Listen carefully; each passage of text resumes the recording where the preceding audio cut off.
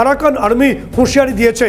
আমরা ম্যাপ একে দেখাবো, একদম ম্যাপ দিয়ে দেখাবো যে ছবি আসছে, যে আরসা অর্থাৎ রোহিঙ্গা স্যালভেশন আর্মি তারা মংডু শহরে গতকাল একটি যাত্রীবাহী বাসকে উড়িয়ে দেয় এবং আরাকান আর্মি জানতে পারে যে এর সঙ্গে জুন্নু, যারা এই মুহূর্তে আইএসআই নিয়ন্ত্রিত, সেই জুন্নু আরসার যে প্রধান, তারাই গোটা ঘটনাটা ঘটিয়েছে।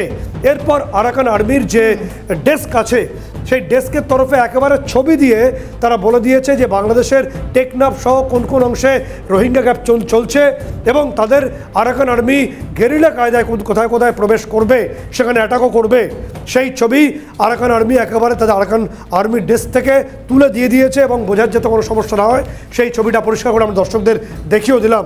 অর্থাৎ যে কোনো মুহূর্তে টেকনাফে আরাকান আর্মি প্রবেশ করবে, যেমনভাবে পাকিস্তানের তালিবান প্রবেশ করেছে ঠিক তেমনিভাবে আপনাদের বাংলাদেশে আরাকান আর্মি প্রবেশ করবে, সময়ের অপেক্ষা বলে একটা বড় অংশ মনে করে।